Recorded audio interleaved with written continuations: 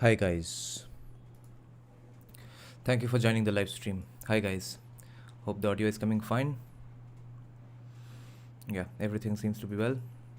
So, let me check this.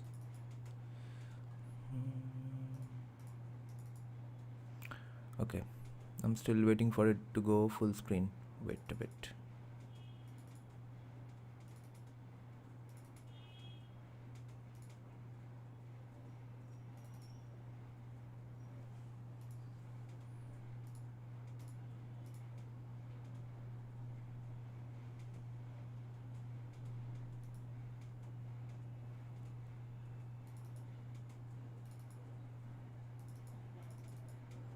Okay. For some reason, it has today decided that it won't go full screen. So let me try a little more. Namaskar, Shammohan Shom Vishwas. Today we are going to discuss a research paper by Dr. Samita Sen. She is a professor of history at University of Cambridge. She's a leftist herself, but it will be interesting because she is criticizing the CPIM's decision to abolish English education in the primary in primary schools of government funded primary schools, which obviously affected only the poor kids, because the rich kids who didn't study in the government schools, they studied English and progressed much more in life than the public school kids. That's what we are going to learn from her research today. But I still don't know why isn't it going on full screen.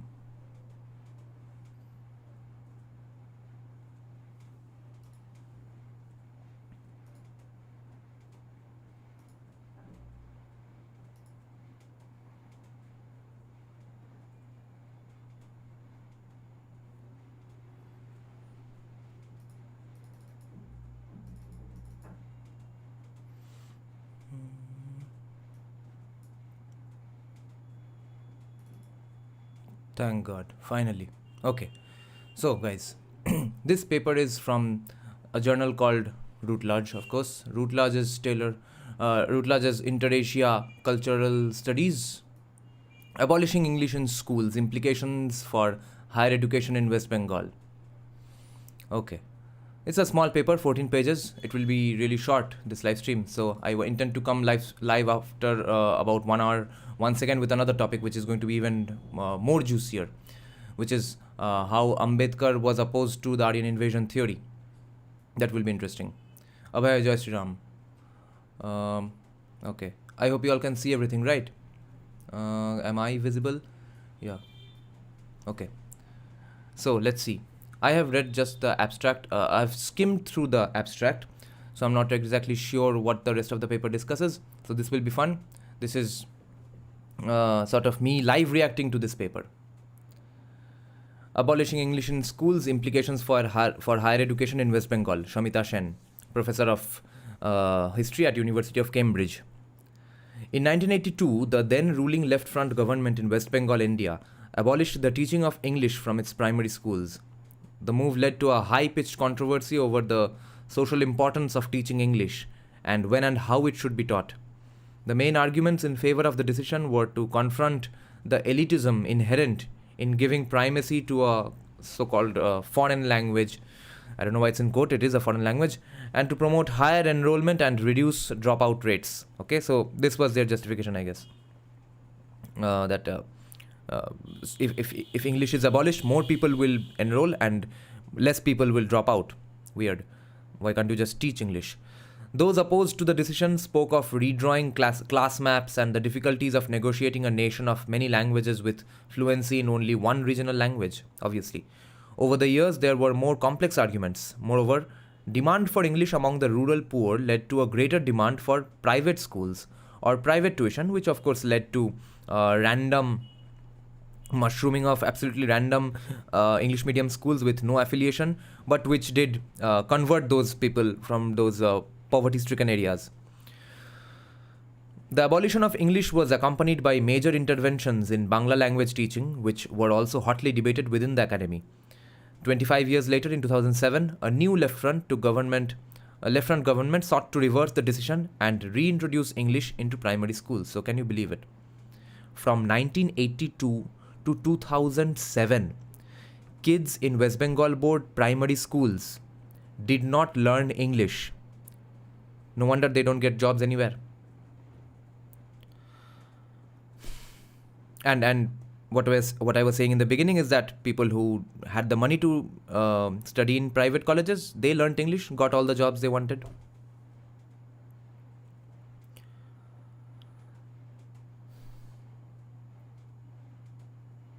There was opposition within the government from those who had been votaries of the previous decision. The reversal was endorsed by government, however, despite vocal protests. This paper revisits some of the arguments attending this policy flip-flop. It argues that these arguments have wider significance for language policy in higher education in West Bengal, and that they also resonate in other contexts with strong traditions in regional languages. Okay, so when in 2007 they took back this decision, even then some people from the CPIM or from the government opposed the decision. Okay, they said that no, let's not restart, let's not resume teaching English, let's go on with the crap we are doing. Interesting.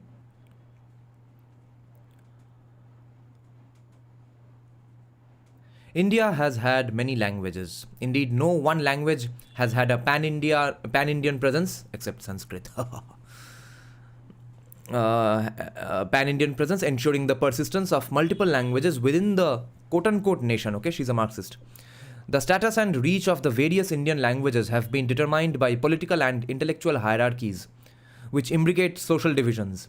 Since the advent of British colonialism, English has held the high ground used by a minority of the population and perceived as alien, but retaining its power as a mark of class privilege, determining access to more rewarding jobs and professions. Exactly. From the 1960s, periodically, but increasingly infrequently, there has been dissatisfaction with the continued dominance of English in the public sphere, especially in relation to education. This paper will explore an experiment in one state of India, West Bengal, where the regional language is Bangla, one of the earliest in British India to be modernized. The experiment involved abolishing English from the government's primary schools as part of an attempt to challenge its hegemony. The attempt lasted about 25 years and shaped the educational trajectories of a whole generation of young Bengalis, but the policy was reversed in the late 1990s in the face of severe labor market shortages. Prior to the West Bengal experiment, and indeed even now, the most long-standing contest has been between attempts to preserve English as a language of administration and as a link language for the elite of the country, and counter attempts to elevate Hindi as the official language of India. Okay, let me just check one thing. She's saying here that the policy was reversed in the late 1990s, but in the abstract she said it was reversed in 2007. So I'm not sure which is the case. Let's see. Maybe we'll learn later on.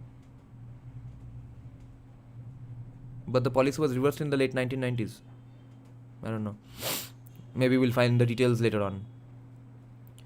In the face of severe labor market shortages. Okay, so some tried to do Hindi. The claim of Hindi is based on sheer numbers. The number of, and fair enough, why not numbers?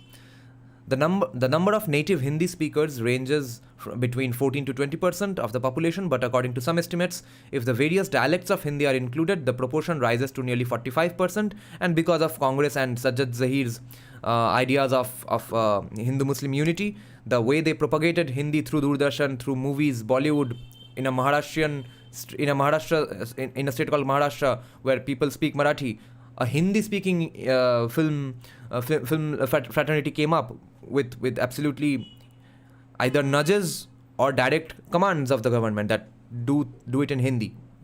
Let's make this popular. Even up until our parents or our grandparents' generation, no one outside those so-called cowbell states really understood Hindi properly. Hindi speakers are concentrated in the north, and the language has similarities with other Sanskritic languages of the east and west, such as Bengali, Gujarati, and Marathi. The votaries of Hindi point out that no other Indian language is spoken by more than 10% of the population. The claim of Hindi to be the official language of India is perceived to be a threat to the country's linguistic plurality. But English is not. This is the stupidest argument ever. The languages of the southern states belonging to other major language schools and with their own rich and ancient heritage have little in common with Hindi. The opposition to the elevation of Hindi as the state language has historically been mostly from the southern states. Yes, because back then the government was pushing only a North Indian perspective of India. Hence the obsession with just Delhi's governments and Delhi's kings, even small, absolute, useless, inconsequential kings and dynasties like Lodhis, etc. But over the decades, there has been increasing assertion against dominance of Hindi from eastern and western states as well, and an affirmation of English as an Indian language from areas such as the northeast. I wonder why. Doesn't it have something to do with the fact that they were converted and Hindu sadhus were not allowed to go there? In recent calculations, India has about 780 languages, of which about 122 are quote-unquote official, because the government does not count languages spoken by fewer than 10,000 people. The 8th schedule of the Indian Constitution contains a list of 22 languages. These languages are entitled to representation on the Official Languages Commission and are supposed to be developed by the government to become quote-unquote effective means of communicating modern knowledge. They are also all represented in public service examinations. Even though the English language is not scheduled, it is recognized as one of the official languages of the Union of India. Clearly, linguistic plurality was an important plank in the imagination of India, but this has not always meant a peaceful coexistence. While there remains some discomfort with English among sections of Indians, primarily because they see it as an alien language, quote-unquote alien language, and a hangover from the colonial past, the equally determined opposition to any possible dominance of Hindi has ensured that English continues to remain the common language across the country and used for many official purposes. At the same time, it continues to be an quote-unquote elite language in that access continues to be restricted. Nevertheless, the number of English speakers within the country has grown significantly to nearly 20% as of 2014. In British India, English education was first introduced in Bengal, and its elite have been, not its elite, Kolkata's elite, and its elite have been for nearly 2 centuries now borne a legacy of bilinguality, conversant both in English and a well-developed and modernized regional language, Bangla. And up until our grandfather's generation, they were proficient equally in Sanskrit, English and Bengali. At least the tricastes, the top 3 varnas. This tradition of bilinguality helps us understand better the experiment to abolish English from government primary schools. Debates over English in West Bengal. In Bengal, in eastern India, the dominant language is Bangla. Modern Bangla developed in the early 19th century, about the same time as the introduction and development of English education in Bengal. So you see, Bangla Pakho, who also keep saying things that like Hinduism was born in 19th century, India was born in 1947. Well, the Bangla language we know today was born in 19th century as well, according to at least Professor Samita Sen of University of Cambridge. Take it up with her.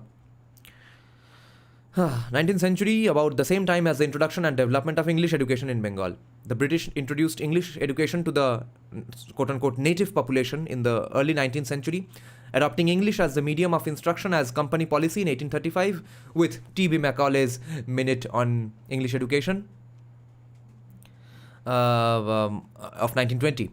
Much has been written on the significance of this intervention, which justified English education on the grounds of modernity and scientific knowledge. The Minute also set out explicitly the aim of creating an English-educated elite as instruments of the company's rule, also known as collaborators. The company decided in 1844 that Indians educated in English would be preferred for jobs in government. And interestingly, when Congress was founded, they also said that unless you know English, you don't have a seat at the table. From the beginning then, there was an explicit connection between English language, state power, class formation, knowledge and modernity. As it happened, modern Bangla developed alongside in the hands of a new elite, deploying the power of a new public sphere to challenge the traditional elite and exclude the semi-literate masses. So you see, this is such good research. They excluded the masses, okay? But we are supposed to believe that only Brahmins in the history of mankind excluded some people from education because they were not the elite or because they were from the masses. But that is what exactly the Bengali elite also did. In this, Bangla was by no means exceptional. Rather, it followed the route taken by English in the mid-18th century, when a series of seminal works established the study of language as a scholarly pursuit. The aim was to restructure the English language. The model was always classical languages, encouraging complex grammatical rules that restricted entry into the privileged world of a standardized, ever aristocratic English. Well said. Thus, the direct relationship between language use and social hierarchy was further elaborated. This is so unfair. These things make me cringe. I'm not talking about the research, but this reality. This is a reality. This is inevitable. But this sort of thing just pisses me off so much. The direct relationship between language use and social hierarchy. Such an unfortunate reality of just humanity in general. Similar processes appear to have been underway in parts of India other than Bengal, though we have very little research on the struggles for power over language in the context of this country. Bangla was the first Indian language to develop under the impact of colonialism and was modernized in direct response to the colonial impetus, especially in the context of the incursion of English. Indeed, the language project was central to the so-called Bengal Renaissance in the 19th century, Ram Mohan Roy, etc. By the end of the 19th century, a vigorous vernacular public sphere was in place in Bengal. The participants were, by and large, the small upper caste middle class Hindu elite, along with some elite aristocratic Muslims who also had access to English education. And for those of you who haven't read India Bharat Pakistan by J. Sai Deepak, won't know who is being talked about here. People like Syed Amir Ali, Nawab Salimullah of Dhaka. Oh my God. If you read their works, you will understand why they were so persuasive. Okay, the Muslim elite. Their writing skills, it's unbelievable. Off the charts articulation and nuance. Insane. Syed Ahmed Khan, most people have read, but Syed Amir Ali and Nawab Salimullah, okay, they are opposed to the Hindutva view, obviously. They are opposed to Hindus. But their writing skills, that you have to respect. The endeavor of modern Bangla was the creation of a new literary prose through sanitization, standardization, and Sanskritization. Yeah, just a few days back, someone was telling me that Bhudev Mukhopadhyay can be accredited. I guess she was guessing, but I think it's generally considered that Bhudev Mukhopadhyay is the father of Bengali story prose writing. Okay, before that everything was in the form of poetry. This reformed language was meant to be the vehicle of the self-expression of a new elite and able to sustain their claim to gentility. Okay, they want to remain as the gentlemen, the Brahmo Samaj people. It had to be consciously separated from the colloquial. Okay, people outside Kolkata in West Bengal will know exactly what is being talked about here. It had to be consciously separated from the colloquial and rustic speech patterns of women, lower castes and classes, okay? Even today, you have to speak that the Bangla that was invented in 19th century only in Kolkata. No other Bangla is considered Bangla. If you write those spellings, they will be considered wrong spellings. If you write the spelling according to your pronunciation. The new Bangla was to be the language of the new middle classes, the Bhadralok. Anindita Ghosh argues that the Bengali intelligentsia was obsessed and fascinated with creating a Bangla to serve as a crucible for discourses on literature and language, community and society, rendering civilization itself a linguistic concept. In this perspective, the development of the language came to signify the moral and evolutionary status of a society. The historiography on modern Bangla has tended to focus on the remarkable literary activities of the late 19th and early 20th century, which constituted the quote-unquote high literature of the period, the canon being represented by the leading trinity, Bankim Chandra, Rabindranath and Sharat Chandra, but also including many others. The emphasis on the literary in the historical narratives of 19th and early 20th century Bengal Renaissance is echoed in the study of vernaculars in other parts of the country, which have explored questions of language in the context of literary studies on the high literature of elite groups and identity formation. Such an emphasis was tended to obscure the strong influences of Western philosophy and science in the development of vernacular languages, especially Bangla, which was self-consciously being crafted as a suitable vehicle for modern knowledge production. Fair enough.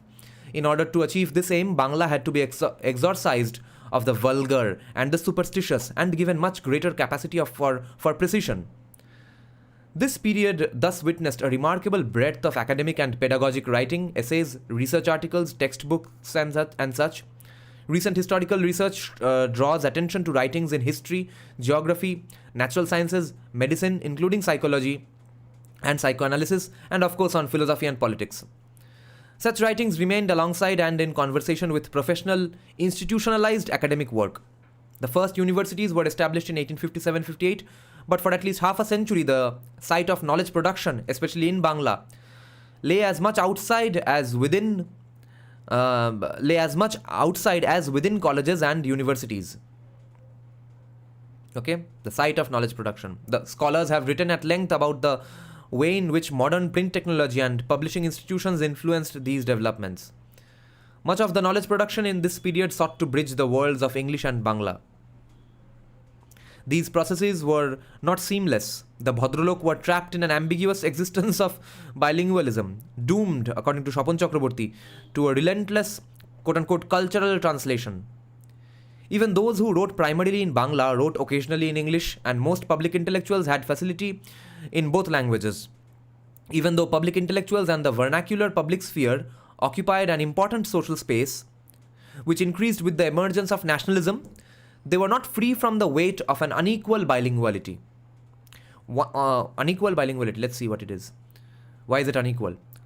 On the one hand, the purpose of the East India Company's language policy was to promote continuous conversations between the two language worlds, and it succeeded in this aim. On the other hand, however, there were major contestations between so-called traditionalists and modernists, the former being opposed to the drawing of ideas from the sciences or Western political philosophies, which Amartya Sen criticizes, saying there was a section of Indian society who basically agreed with the West when they said that, yes, science is our domain, tumko adhyatmikta aata hai, tum usse khush raho.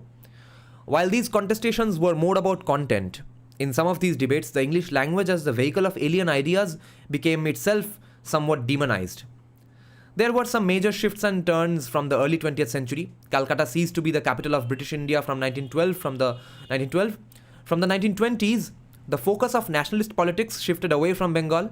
In 1947, Bengal was partitioned with considerable diminution of territory, population and natural resources. And from the 1960s, it began to decline as a major commercial and industrial center. If we had kept the farmlands of Bangladesh. It began to decline as a major commercial and industrial center.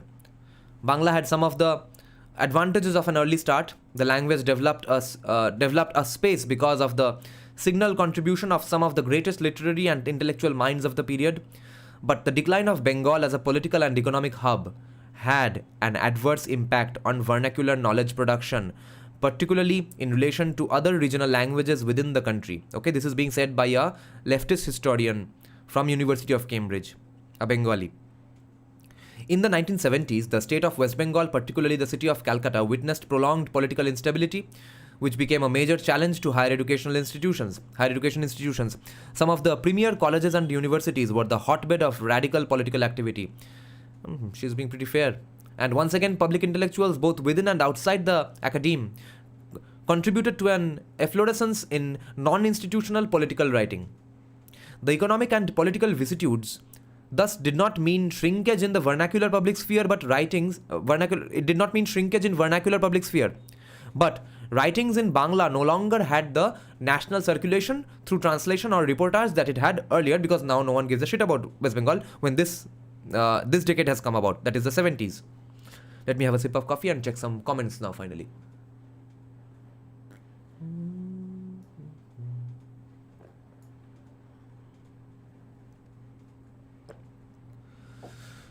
Nice debate going on here.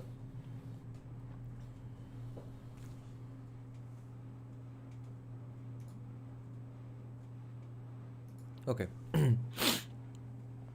Moreover, as professional institutionalized academic writing began to flourish too, professional institutionalized academic writing also began to flourish, there was an increasing lag between research and writing in Bangla and English. The former suffered from a lack of institutional patronage Bangla becoming a more and more a literary language, considerably aided by a remarkable surge in poetry and novel writing from the 1940s to the 1970s.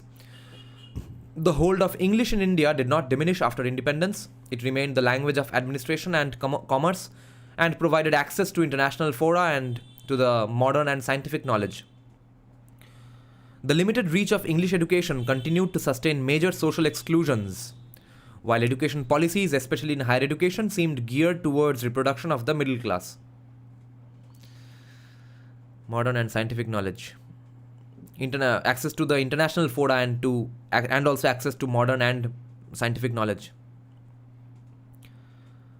The access to English education continued to be the single most important social capital, regulating access to university education and salaried employment. All that was dependent on English education. The 1970s was, however, also an important landmark in the development of Bangla, since it became the national language of Bangladesh in 1971. As such, it received state patronage in Bangladesh in a way it did not in West Bengal. By the late 1980s, institutions and universities in Bangladesh had provided a push for discussions in humanities and social sciences in Bangla, which drew in major ways on early 20th century efforts. Together, Bangladesh and West Bengal gave a powerful and dynamic context for the continuing relevance of Bangla as a language of knowledge production. In the national context, the language movements and linguistic reorganization of states, which is the most annoying thing one of the most annoying things that has ever happened in colonial India and even in post-independence India. Language movements and linguistic reorganization of states in the 1960s gave rise to a new set of issues. The relative language homogeneity within the new states offered greater opportunities for the development of regional languages in many and varied spheres such as literary, administrative, and pedagogic.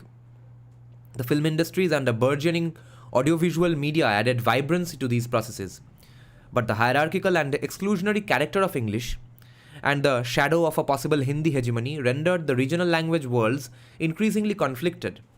Over the next 2 decades, processes of democratization produced strong regional movements which drew on linguistic identities to articulate chauvinist politics of various kinds. Regional chauvinism. Perhaps the strongest and most enduring of these was led by the Shiv Sena in Maharashtra, founded in 1966 by Bal Thackeray. The Sena promoted the claim of the Bhumiputra, sons of the soil, the Marathi-speaking community. The Sena drew on the resentment of disgruntled and often unemployed Marathi youth who were attracted by Thackeray's charged anti-migrant oratory. The cadres became involved in attacks against the South Indian communities, vandalizing South Indian restaurants and pressuring employers to hire Marathis. The much weaker and less effective Bengali variant of this movement was led by the Anand Margi.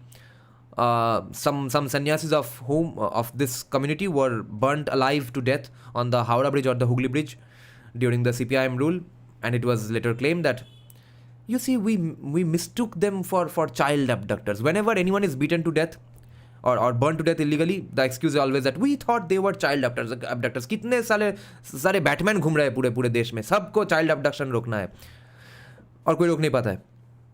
Anand Marga was a socio-spiritual movement founded in 1955 by Prabhat Ranjan Sarkar. The group came into conflict with mainstream political parties, leading to the massacre of 19 monks and nuns in broad daylight on Bijon Setu, a prominent location in South Kolkata, in 1982. In the 1970s, probably 73-74, Prabhat Ranjan Sarkar also started a movement called Amra Bangali, whose most conspicuous activity was to paint with tar, meaning pitch, over signboards that were in English. Okay, so they had a pretty useless agenda. I had never known this. Okay. My respect for them decreased a little now. And this Amra Bangali organization, I don't know, there is a new Amra Bangali organization as well now. I don't know if it is a descendant of this group only, or is it a completely new innovation, because an Amra Bangali group now has come up in North Bengal as well in order to fight the Nepali chauvinism of North Bengal.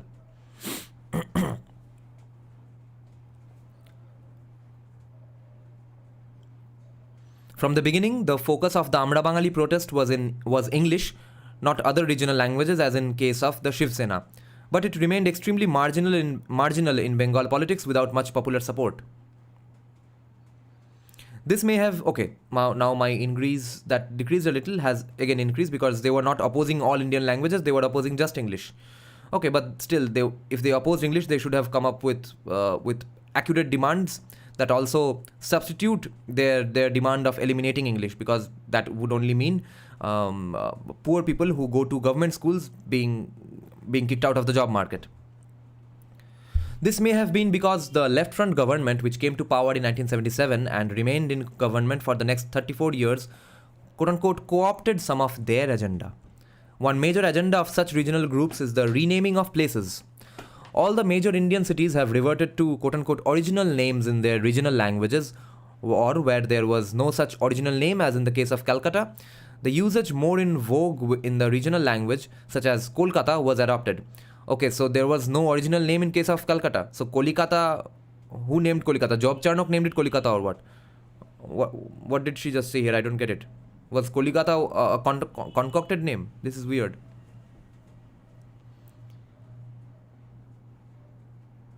Okay, Praveen Singhani is saying, I think this is wrong info. They vandalized Hindi portions of multilingual science too. I see. Okay, interesting.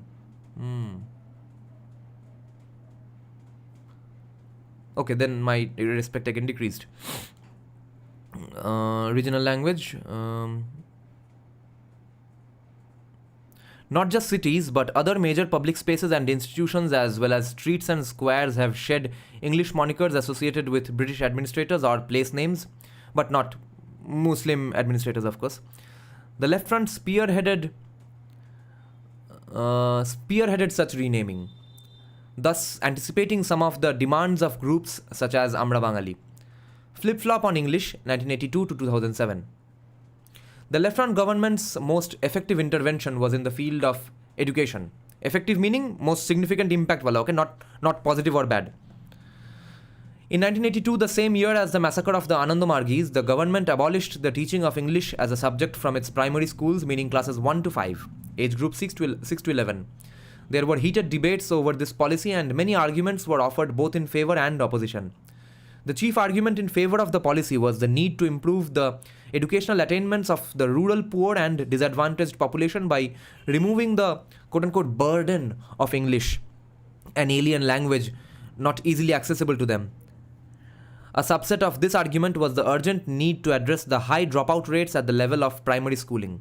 There was also a more positive agenda of improving enrollment by encouraging first-generation learners who found English more difficult to access, obviously. The slogan was Matribhasha Matridugdho, mother tongue, mother's milk. And the ideological thrust was against English as an alien and colonial imposition. हाँ मगर substitute भी तो देना है. Calcutta's intellectual elite were divided on the question. It did not pertain to them since by the 1980s the middle classes had abandoned government schooling altogether.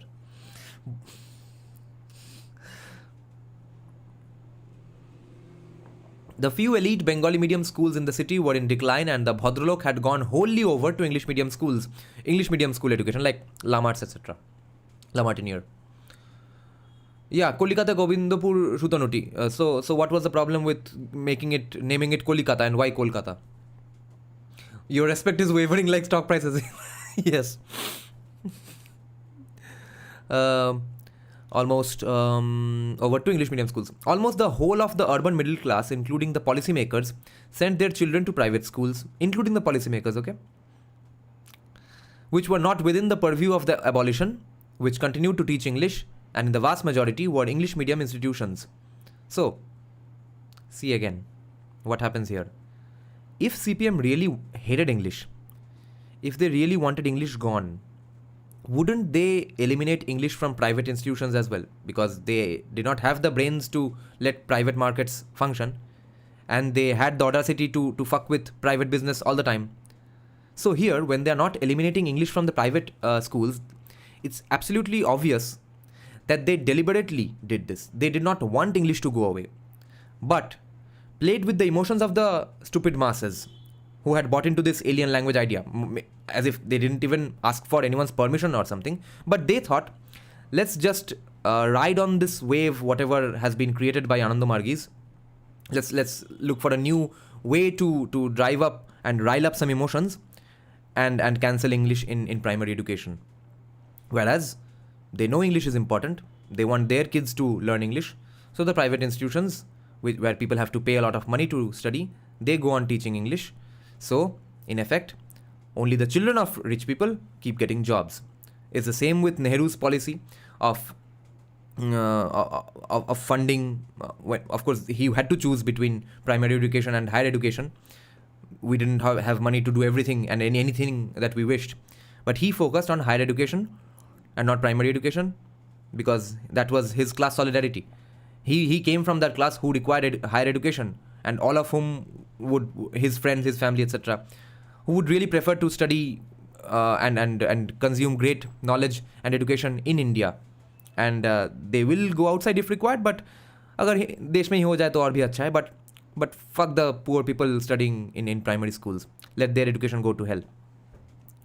So when people say that it is because of Nehru's education policies that we have Sundar Pichai running a big company, what if Nehru had instead funded primary schools as much as he did higher education, there would be 50,000 Sundar Pichais in India itself. But also, this reminds me that this is the flaw with my argument when I say that sociology should be defunded from government colleges, right? Therefore, because I am saying that let the free market do its work, and only the public funding of sociology should be banned or should be stopped, because you are essentially taking money from poor people who are mortgaging their shops, their farmlands, and sending their kids to study BTech or commerce, etc. They are taking those loans. They are finishing their education, getting a job, and repaying those loans. Who is studying liberal arts or sociology in particular? It's the more or less elite middle class, okay, upper middle class, who has the money to pay their college fees and university fees anyway. But we are funding their education from the taxes paid by other people, whereas the actually poor people are taking a loan and repaying it. But the problem with my policy here, my suggestion here is that then again only the rich kids go on studying sociology, and they keep on producing the hot shit that they're producing with even more detachment, because now the poor people don't even have any access inside the rooms. They don't even have a foot in the doors. So I think a better policy, as has been suggested to me by that mysterious right-leaning sociologist who keeps sending me papers, even this was sent by him. He has this idea that there should be only select government institutions who teach sociology. Let the private institutions, whatever they're doing, let them go on with it. But a few select elite, really good public universities and colleges should function, government funded, not everywhere and anywhere in random bullshit villages where they don't need to learn or read and study sociology. End the funding for all these useless institutions. But in a few institutions, let's keep on teaching sociology, but because someday we will have to shift the tables, turn the tables in terms of knowledge production and even perspectives, right?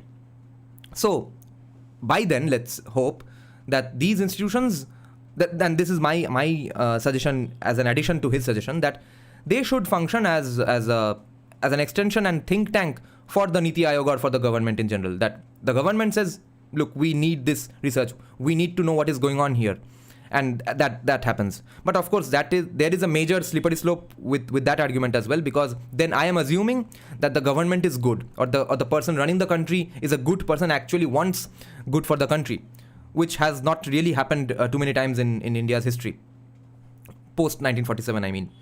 So if it's a completely corrupt political party in charge, if it's a completely corrupt prime minister in charge, then they are going to just say that, okay, here I'm funding you, prove to me that my party is doing great work. Okay, that's the kind of hot shit that's going to come about. But I think there are interesting tweaks that can happen with the select public universities argument, okay? But my argument of completely defunding sociology is going to exacerbate the problem in other useless ways. Okay, Vinay Singh is saying, Dada, I had criticized the paper of Janki Bakle on Savarkar. Where? Did you write like a counter article or review or something? Or did you write a comment? Okay, let's get back to the paper now. The few elite Bengali medium schools in the city were in decline, and the Bhadralok had gone wholly over to English medium school education.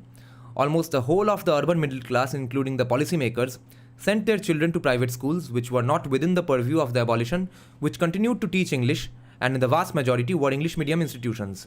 Indeed, the argument was not about urban middle class children at all. By and large, the debate was confined to considerations of primary education and to the needs of the rural poor. Government schools taught in the Bangla medium, but had until then retained English as an important second language to be taught throughout from primary classes.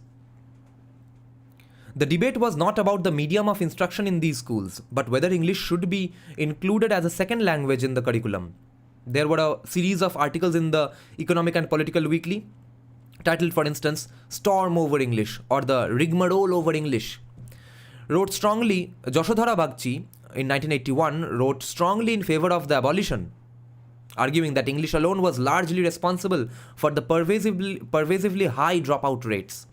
Pabitra Sarkar, the chief ideologue of the policy, is Pabitra Sarkar the son of the founder of ABP? I keep mixing these two Sarkars. Okay, I think he isn't. He's some sort of an educator. So he was in support of this policy. He's still respected in circles. What the fuck? Pabitra Sarkar, the chief ideologue of the policy, argued on the basis of then current theories of learning that a language world so far removed from their own experience posed serious cognitive difficulties for rural children from poor households. The Bhabatosh Datta Commission on Education 1981 that had preceded the move had dismissed such arguments. If English does scare children, so should arithmetic. Great argument. In fact, evidence supported the contention that arithmetic even more than English prompted dropping out. Lo. Considering the question of abolition of English, he made two predictions, both of which were to come to pass. He argued first that abolishing English in government schools would lead to an increasing shift to private schools and the mushrooming of a private sector in English teaching, and which happened, and as a result, absolute horseshit English education schools came about, like Saint John Bosco, or funny distorted names of schools that probably now have affiliations but did not even have affiliations back then. But people from villages admitted their kids to those schools because they thought it's some big giant school from Kolkata. It's their branch. And then, of course, conversion mafia is always lurking around these schools. Second prediction was that the class disparity would sharpen if access to English language and English language education was rendered exclusive to those with private means of purchase. This is Thomas Well's way of thinking. This person is thinking about second order, third order consequences of this bullshit law you are thinking of now as a reaction, okay?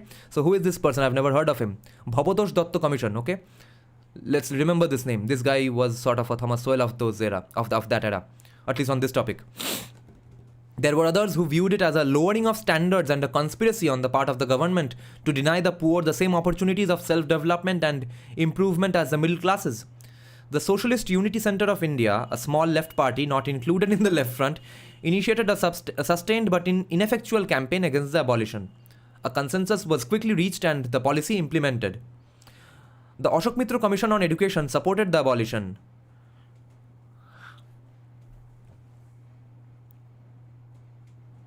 A very old legendary CPIM leader. The Ashok Mitra Commission on Education supported the abolition. In the 1990s, however, when the state began to promote the IT sector, the left front was persuaded to rethink the English policy. Following another commission in 1998, English began to be introduced at an earlier age in class 3. A report by the US consultancy firm McKinsey & Company on industrial prospects in West Bengal noted the lack of proficiency in spoken English, which hasn't been solved even today. In 2007, going against the recommendations of a commission in 2002-2003, the government decided to reintroduce English from class 1. The move came 25 years after the first abolition of English from primary schools in 1982.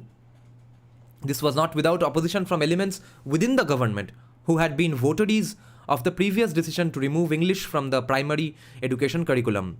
The decision was pushed through by the more liberal elements of the left front, despite vocal protests, in the interests of industrialization of the economy, which was by then a stated aim of a revamped left front. By then, it was too late. Rutvik is saying, it produced my favorite, Mother Slapped School. Oh, thank you for the donation, by the way, Rutvik. Vinay is saying, Janki Bakle had used the theory of aesthesis, I have no idea what that word is, of power given by Veko. Sheldon Pollock had also used this concept on entire history of Sanskrit. Vinay, you see, the way to counter a paper is by writing another paper. Write a paper with all citations and stuff. Do the proper, I'm not saying this as a criticism, okay? I'm saying that let's keep the conversation going. Let's show Janki Bakle her place, okay? Write a proper paper, put it up on some blog post or send it to Op India, okay? Write a review of her paper if you can, okay?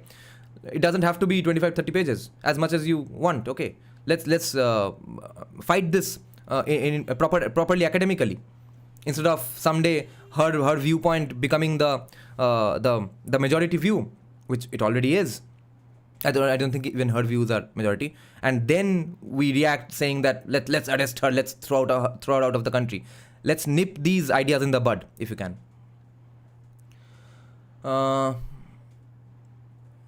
Okay, S-Paul is saying, S-Paul is the person who has sent this paper, okay? He is that mysterious right-wing sociologist. Basically, CPIM created more private schools than government schools. They messed up the government schools and the private schools paid them and set up many such Saint Termion and Saint Ricky.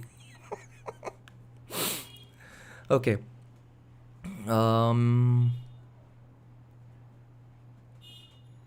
Okay, so a revamped left front.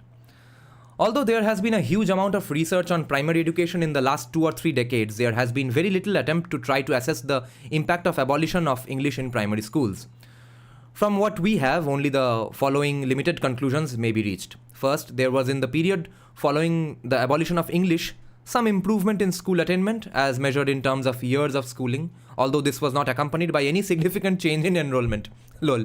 Most of the gains in educational attainment accrued to children from the poorest segments of society, who witnessed larger relative improvements in this respect than their peers from the richer families. Inasmuch as a key objective of the policy was to improve educational attainment for the disadvantaged, it can be deemed to have been partially successful. Okay.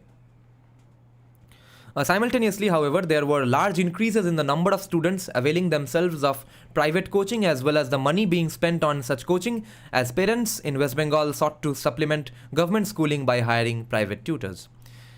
Given the significance of English language skills in the labor market, parents may have been increasingly inclined to supplement English and other skills. This process somewhat ironically may have widened the gap between the poor and the rich, something the program was ostensibly designed to narrow. यही तो second Thomas Sowell का एक book है. That's the only book I have not finished by Thomas Sowell. I have read 4 books and that book I have read half. It's called Thinking Beyond the First Order. Okay, कि एक तुमको idea अभी अच्छा लगा. It does seem like a solution, but maybe that's only in the short term. Let's first absolutely go through what are the second order, third order consequences of your bullshit solution. What's going to happen 20 years from that solution? What's going to happen 30 years from now because of this solution? Is it also good or is it also bad? It may be bad, but it may be still better off than the gigantic problem you are trying to solve now. But let's think that what are the long run solution, long run impacts of your proposition. But those sorts of things are never taken into account by any fucking commie in the history of leftist politics. Among the poorest, the amounts of money spent on private coaching increased very little, but the increases were okay. Now this is also not a good thing, because now the game is who can send their children to private coaching, right? So now if you can't send your children to private coaching, again you are fucked. Okay, so there's layers of poverty going on increasing. Okay, compounding effects of poverty being created by a party who's going on saying from then to today that poor people are not getting rice.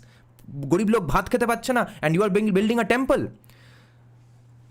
Among the poorest, the amounts of money spent on private coaching increased very little, but the increases were large and substantial among the urban and slightly better off. Who's a slightly better off? Who could have well saved that money and started some business, some entrepreneurship, which would give a lot of tola and extortion money to CPIM workers only. But those parents had to cough up more money for private tuitions, okay, beyond their capabilities, okay. So many parents have sacrificed their dreams just to send their kids to private coachings because the schools were fucked by the CPIM. There should be a porn in Pornhub saying that CPIM fucks Bengal schools. Among the poorest, the amounts of money spent on private coaching increased very little, but the increases were large and substantial among the urban and slightly better off. Third, there were no significant changes in private school attendance, although given the possibility of supply-side bottlenecks, supply-side may be bottleneck, Bhosrike. It is likely that some of the increases in private coaching reflect pent-up demand for private schools. And why was there pent-up demand for private schools? Because your government schools sucked. Anecdotal evidence suggests that there was soon after this a mushrooming of private institutions offering courses in English from primary level and or quote-unquote spoken English. Further, there was also a mad rush for admission into English medium schools. Roy's paper analyzes data from many sources. Who is this Roy? Okay, some Roy. Roy's paper analyzes data from many sources, including the National Sample Survey Office, to make these points. There is very little by way of ready data otherwise for the period immediately after the abolition of English to enable us to support these arguments. However, a recent report of the Pratham Education Trust gives the following provocative clues. For enrollment in private schools, the national average has risen from 29% to 30.8% from 2013 to 2014. Okay, national average. In the same period, in West Bengal, the figure is 8.8%. However, West Bengal leads the country in private coaching. Wow. Leads the country in private coaching, but does not produce results. The national average for classes 6 to 7 is 26%, while the corresponding figure for West Bengal is 77%. One impact became immediately clear when the government tried to reintroduce English in 2007. There were at that time 49,379 primary schools with an aggregate enrollment of 22 million children. By 2007, after 25 years of the no English policy, the state no longer had the capacity to teach English to all these children. So, you see, it was the worst of all worlds. Raja Ram Mohan Roy said that forget Sanskrit, let's learn English, get jobs. CPIM said let's screw capitalism, but also fuck English, and let's not go to have jobs, and let's also not create jobs. And both these people, supporters of CPIM, supporters of Raja Ram Mohan Roy, love each other and they are often the same people. What the fuck is going on in this state?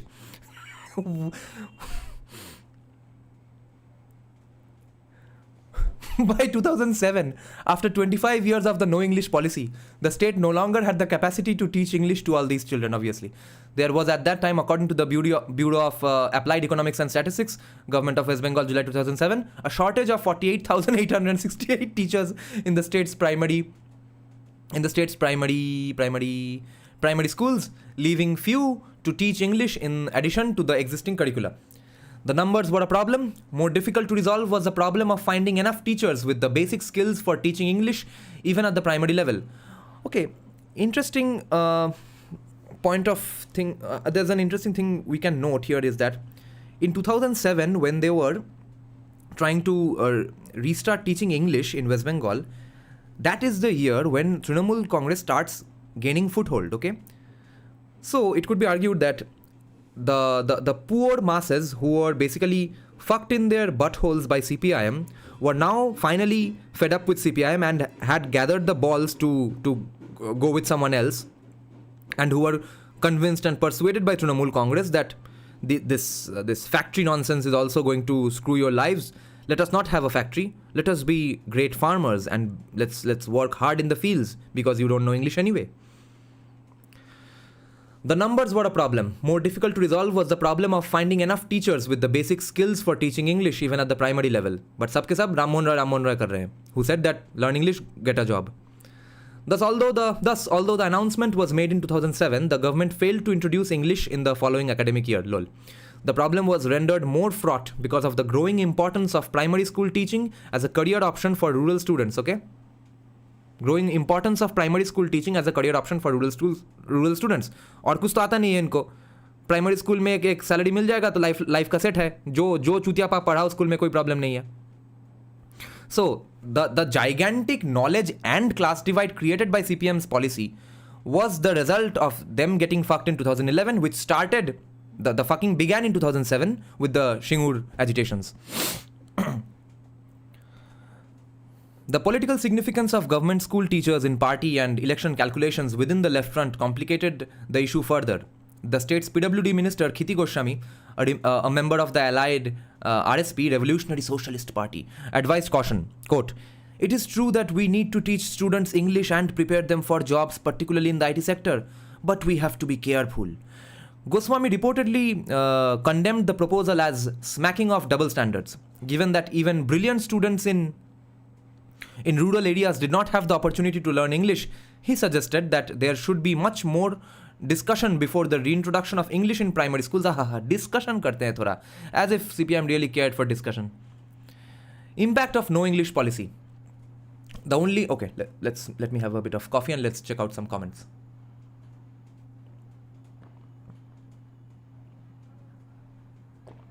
वाह वाह वाह, वैभव ने अपना कवि personality बाहर निकाला है यहाँ पे.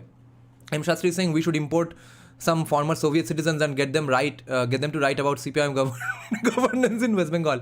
It would be indistinguishable from satire. We have to discuss a paper by a sociology professor called Dr. Shuchishmita Pal. Okay, her PhD thesis was on this very topic, that how CPIM fucked West Bengal. I think that might not be her paper's name, obviously. How CPIM fucked West Bengal. A dissertation. No, that's not it. But I need to get hold of that paper and we need to discuss that extensively here. That will obviously touch upon these aspects as well. So, impact of no English policy. The only parallel case of such an abolition reflected in academic literature seems to be that of Morocco. In 1983, about the same time as in West Bengal, teaching in French was abolished from the secondary level. According to Angrist and Levy, in 1997, there was a substantial lowering of wages and earnings as a result of the policy. Did the left-front government in West Bengal have an agenda for reconstituting the labor market by abolishing English? We do not know as yet, although the reintroduction of English was clearly led by the logic of a changing industrial scenario. In the early 1980s, the major constituency of the C2, which is the labor union arm of CPIM, in the early 1980s, the major constituency of the C2, the federated union of the largest party within the left front, the CPIM, was among the small upwardly mobile formal sectors of workers. तो काम नहीं है, upwardly mobile कैसे बन रहा है तुम समझ लो, ठीक है? For this constituency, access to education for their children, especially sons, was an important strategy for improving their class status. Lol. Support किया entrepreneurs को बाहर निकाल देना. मगर करप्शन की वजह से पैसा तो आ गया पॉकेट में, मगर अब बच्चों को पढ़ाए कहाँ पे भोसरी के. स्कूल एजुकेशन तो हमने खुद मार दिया है. क्या क्या अजीब कर्मा है ये. For this constituency, access to education for their children, especially sons, was an important strategy for improving their class status. Moreover, the CPIM was explicitly encouraging educational attainment in the provinces to breach the elitism of Calcutta. हाँ. अच्छा सुनो, West Bengal के बाहर वालों, listen to me. Why were they now all of a sudden worried about elitism of Calcutta? Because the elite of Calcutta were heavily opposed to CPIM. That's why, at that moment at least. Even forever, but mostly they were now becoming a huge problem, okay? The capital city of the state. These policies found expression in encouraging better results and top rank holding among provincial students in the school leaving examination. These policies found expression in these people. These laudable efforts at democratization seem to have required the dilution of language requirements. Unlike in Morocco, however, students from West Bengal participate in a labor market that spans several Indian states and has to compete in the context of other regional languages with students not subjected to a similar no English policy. Okay? वहाँ पे भी चल रहा है. The students also have to compete with older workers from West Bengal who learnt English from class 1 and are presumably better skilled in their language. Thus, in West Bengal, the paradoxical effect of the policy has been a strong incentive for people to supplement their skills by private purchase. Hence, the no English policy has led to the rising importance of private coaching and private schools. There is no empirical evidence to show that these measures had any impact on the labor market or that those unable to supplement government school education with private means enjoyed higher educational attainments because of the lowering in language requirements and or standards. Okay, there is not sufficient evidence to prove that those unable to supplement government schools education with private means enjoyed higher educational attainments because of the lowering in language requirements. Okay, the claim which was in the first place that if we reduce if we kick out English, तुम्हारा अच्छा होगा, वो अच्छा हुआ कि नहीं है उसका कोई एविडेंस नहीं है, zero. The abolition of English was not accompanied by enhanced efforts at Bangla teaching and improving skills in Bangla. Okay, listen to this point.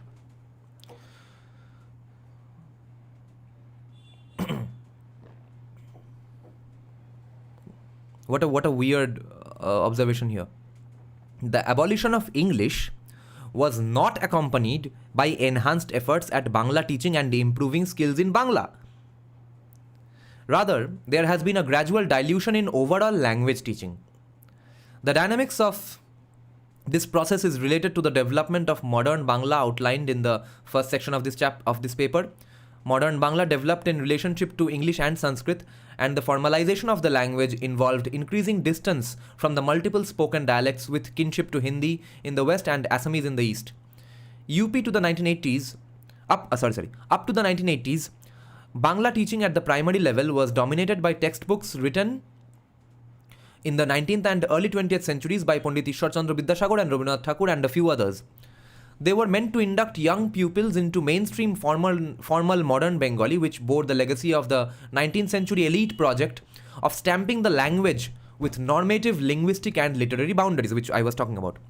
In the late 20th century, a dominant Bangla still commands the public sphere, pushing other speech traditions to the margins of oral and so-called folk cultures, okay? The pronunciations that and the sentence structures that you use just right outside Kolkata proper. Those are considered oral and folk cultures. Although not as obviously alien as English, formal Bengali and its more Sanskritic 19th century variant is also relatively alien to the rural poor for whom English had been abolished. Very good point. Because I studied in an English language school. I've learned Bangla from my birthday only because I studied in a Bangla medium school up until class 2.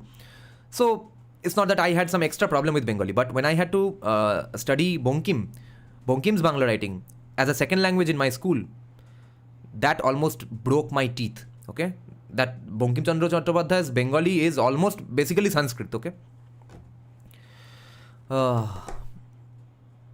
So here's an interesting point that this was as alien to those poor people from those villages as English was. Okay, the Bangla that they were trying to teach.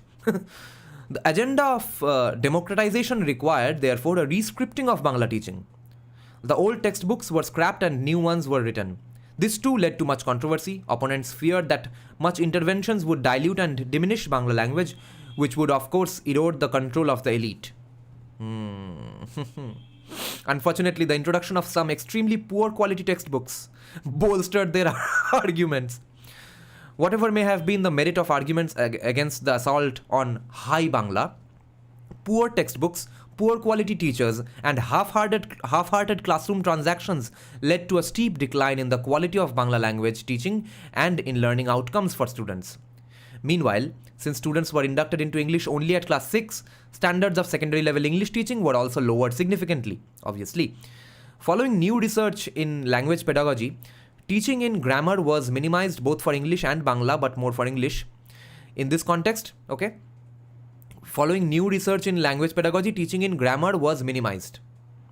In this context, it may be useful to revisit the debate on bilinguality, since votaries of multiple languages for children argue that knowing more than one language aids comprehension of language concepts, especially of grammar. I agree. Certainly, most educationists agree that a working knowledge of the basic grammatical structure of one's own vernacular helps learn new languages, not only English, absolutely. But far more persuasively, other Indian languages belonging to the same school, exactly what we are saying, guys, on this side of the political aisle. The view of the opposition is that an overemphasis on correct language rather than power and breadth of expression is a continuity of 19th century elitism in the language project. So well said. Certainly, imperatives of correct language sit uncomfortably with government drives for cheap literacy programs. Okay. Perfect proper Bengali so called भी चाहिए जो कि कोलकाता के बाहर कोई बोलता नहीं है, मगर तुमको cheap distribution of dissemination of knowledge और बंगाली लैंग्वेज भी चाहिए खराब स्कूल से और खराब टीचर से. Certainly, imperatives of correct language sit uncomfortably with government drives for cheap literacy programs. The report of the Pratham Education Trust cited earlier shows, though, that in the case of language, even basic learning outcomes are being compromised. Interesting. Thus, nationally, children of class 5 who can read class 2 texts have increased marginally from 46.8% in 2012 to 48.1% in 2014. Okay? What's going on here? Nationally, children of class 5 who can read class 2 texts have increased marginally. Why? Why wouldn't a class 5 child be able to read class 2 texts? What's the argument here? Children of class 5 who can read class 2 texts have increased marginally from 46% to 48%. The corresponding figures for West Bengal are 49% in 2012, 48%, 48.9% in 2013, and 51.3% in 2014. Despite the centrality of language in higher educational programs as they are at present, the discipline of language teaching has in recent years suffered due to new modes of informalization of everyday uses of languages. Teachers bemoan internet and mobile phone practices, the mixing up of at least 3 languages, Bangla, Hindi and English, in everyday speech. Oh yeah, that's another elitism that I can't stand, okay? I agree with their criticisms, but there were so many solutions that none of them ever proposed, propagated, and in fact they defended the policies of the government. Now you can't criticize people for saying that kanoki and instead of kanona. The classroom is increasingly inhospitable to the rigors of formal language teaching and learning.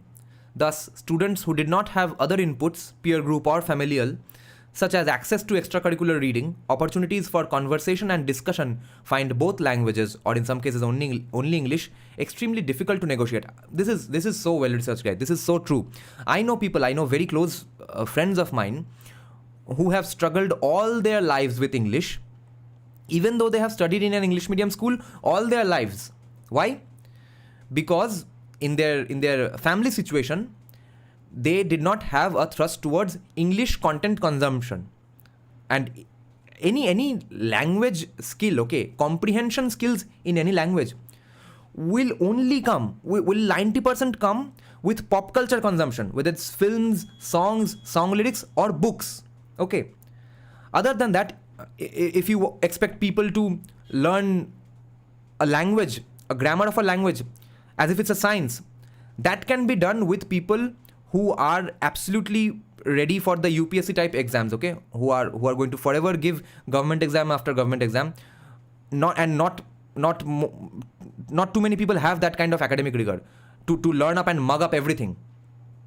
Most students of Bengali medium who can in fact speak English fluently have learnt English that way, okay. They have learned what is a presupposition, what is a proper noun, etc. Till date, I don't know half of these terms of English grammar, okay. But I'm fluent in English because luckily I had a surrounding where English books were handed to me. And then, of course, I started listening to English songs at a young age. I studied in a English convent school, for God's sakes, since class 3 to class 6. So those things helped me. So it's not just West Bengal government schools that have faced this. It is a basic problem that everyone has faced in the country.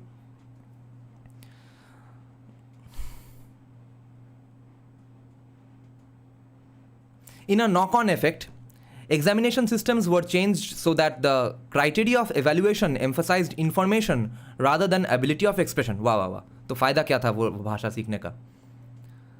The diminution of language skills set these students at a disadvantage when they moved to the higher secondary level, especially those who sought to specialize in arts, social sciences and humanities. Yeah, they were absolutely fucked, obviously.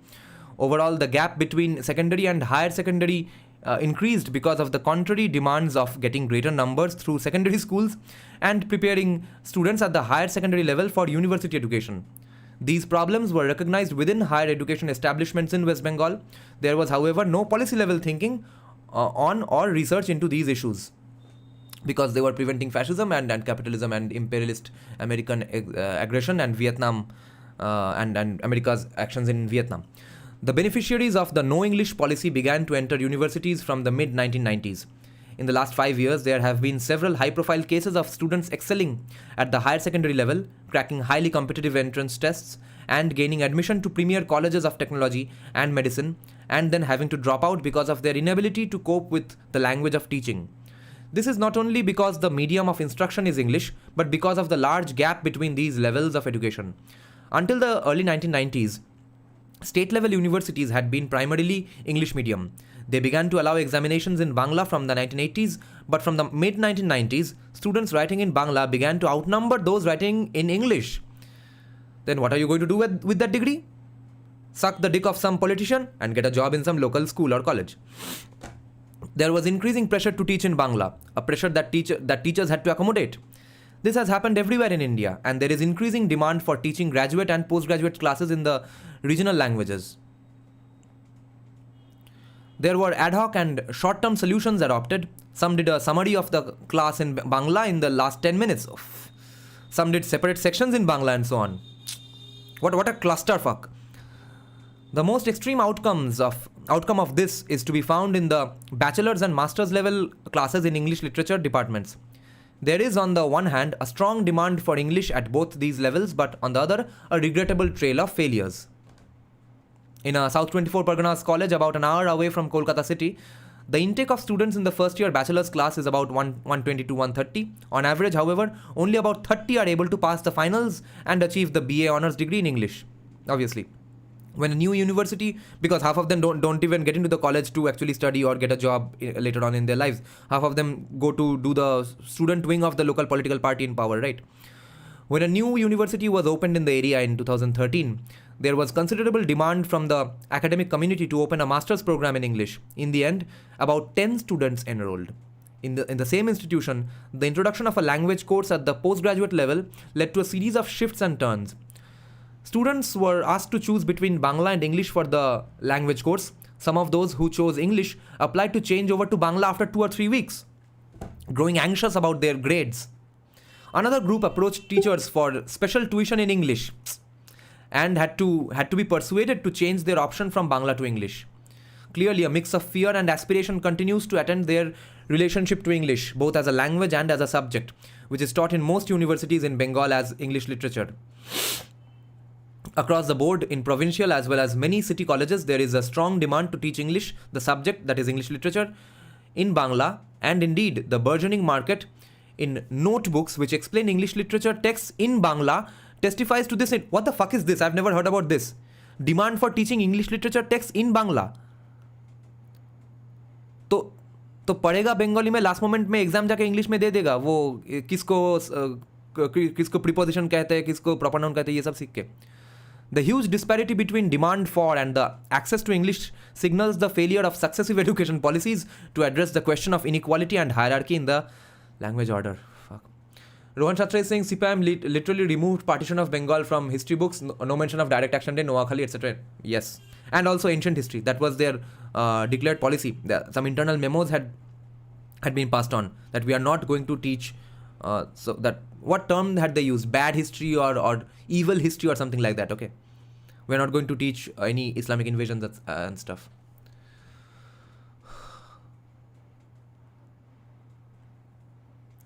Translation remains at the heart of the paradox of bilinguality within these matrices. So far as translation remains at the heart of the paradox of bilinguality within these matrices. So far as higher education is concerned, the failure to follow up the no English policy with the production of learning material in Bangla has proved costly. Obviously, it would. That what else was supposed to happen? The teacher has become the translator. This, of course, means privatization. It also means that contrary to rhetoric, state universities begin to narrow themselves to regional languages. The imagination of a national, let alone international academic community has begun to falter. There is little attempt to address the reality of multilinguality in India.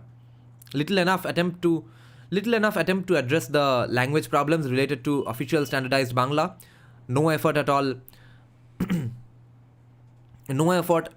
to encourage relationships with other regional languages or even English. Perhaps other factors are also at play, such as poor infrastructure and lack of resources, obviously. And the language problem alone has led to a burgeoning in private coaching at the bachelor's and master's level, as well as at the school level, thus seriously challenging the role and relevance of higher education institutions. As Bhabatosh Datta, who I'm going to declare Thomas Sowell of that era, as Bhabatosh Datta had warned, the no English policy had serious unintended effects, one of which was an intransigent problem of class in the classroom of higher education institutions. And if I read out this paper to Sanjeev Sanyal, he would immediately throw out this paper because Bhabatosh Datta called this an unintended consequence. No, Sanjeev Sanyal would say that why this is a fucking cop-out. Why are you calling these things unintended? How big of an idiot do you have to be to not think that these consequences were bound to happen? If you, let's say, if you jump from the top of a building thinking you will land and then you break your leg, okay, that breaking of your leg is not an unintended fucking consequence. It was going to happen anyway. What was bound to happen is not an unintended consequence. These are apologia, okay? Indeed, one could extend this to speak of an interesting problem of class and gender in the classroom. These are striking changes, and we have not as yet any research on the subject to enable us to make more comprehensive sense of these developments.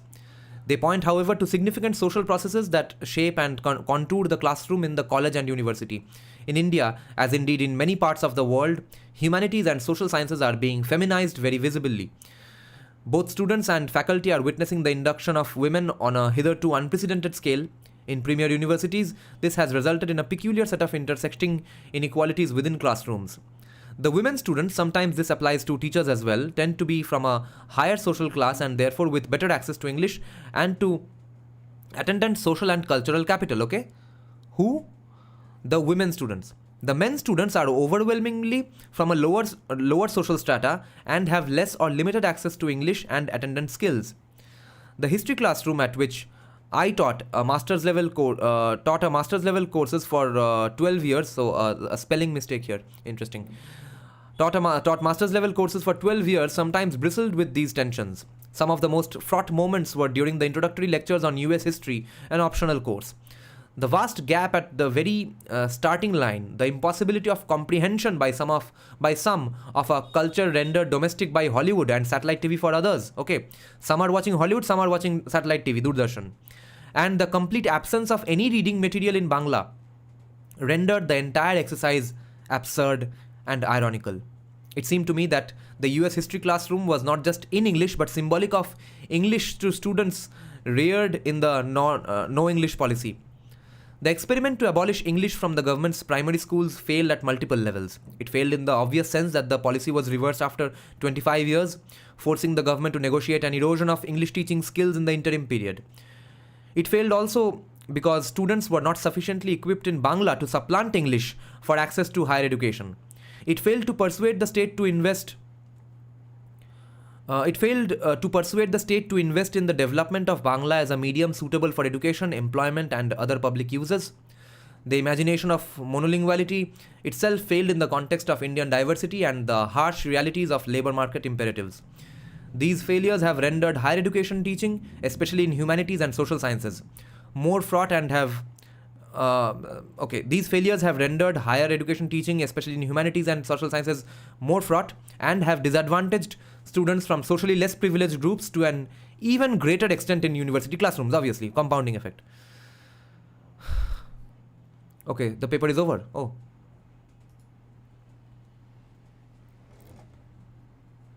Wait a bit. Okay, 18 people are still online. What has crashed? Has something crashed? Oh, no. Okay, so guys, that was the end of this paper. How long have we gone here? 1 hour, 18 minutes. Okay. So I will try to come back live at 10:30 p.m. tonight and discuss a paper by, I don't remember by whom, but it's on Ambedkar and some other famous sociological thinker as well, rejecting Aryan invasion theory. Okay, that will be fun. Let me check some comments and then we'll go offline. I'm from Ambedkar Open University, though I am and other students in class like 95% English medium asking teachers to teach in Telugu language. And you see, Calcutta, the value, the stature, the reputation, the respect for Calcutta University in the state, in the country, in the entire world decreased, perhaps for this policy as well, because Calcutta University used to be one of the foremost universities in the entire world at one point, for example, do you 90s kids, do you all remember the Cartoon Network animated series called Johnny Quest, right? It was one of our favorites, right? It was fascinating, sci-fi, action, everything. So in Johnny Quest, I remember in one of the episodes, Johnny Quest and his father, he comes with his father, but his father had come to give a lecture at Calcutta University when he was visiting India. When he was visiting India, the only place he came to was Calcutta University. Okay, even if in fiction, that was the stature of Calcutta University in the minds of the content creators of Cartoon Network. Can you believe it? And today Calcutta University is a fucking joke. Okay then, bye bye guys, coming online soon.